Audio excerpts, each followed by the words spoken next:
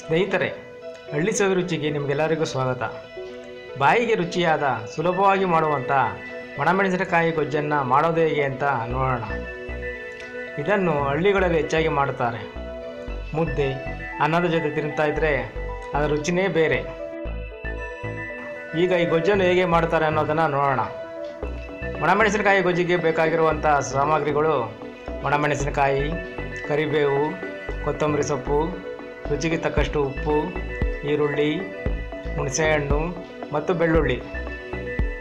ಮೊದಲಿಗೆ ಮೆಣಸಿನಕಾಯಿಯನ್ನು ಬೆಂಕಿ ಕೆಂಡದಲ್ಲಿ ಸುಟ್ಟುಕೊಳ್ಳಬೇಕು.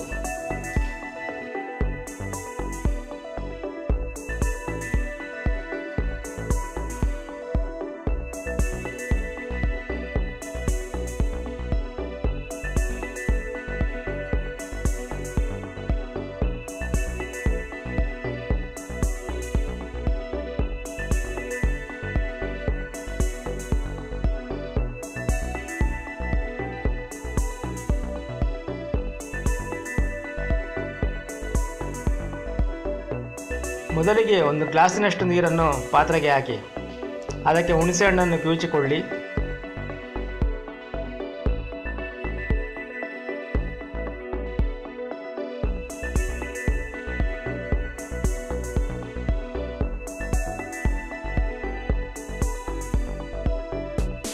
ನಂತರ ಅದಕ್ಕೆ ಸುಟ್ಟಿರುವಂತಹ ಮೆಣಸಿನಕಾಯಿಯನ್ನು ಕಿವುಚಿ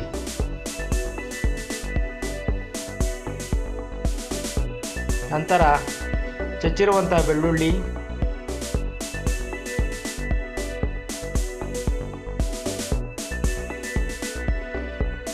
ರುಚಿಗೆ ತಕ್ಕಷ್ಟು ಉಪ್ಪು,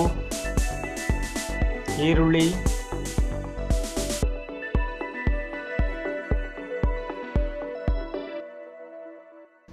ಕರಿಬೇವು, ಕೊತ್ತಂಬರಿ ಸೊಪ್ಪನ್ನು ಹಾಕಿ ಚೆನ್ನಾಗಿ ಕಿವುಚಿ.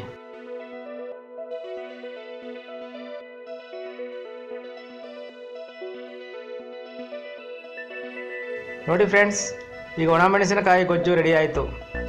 ಇದು ಮುದ್ದೆಗೆ ತುಂಬ ಚೆನ್ನಾಗಿರುತ್ತೆ. ಸ್ನೇಹಿತರೆ, ನೀವು ಈ ಗೊಜ್ಜನ್ನು ಒಮ್ಮೆ ಮಾಡಿ ನೋಡಿ.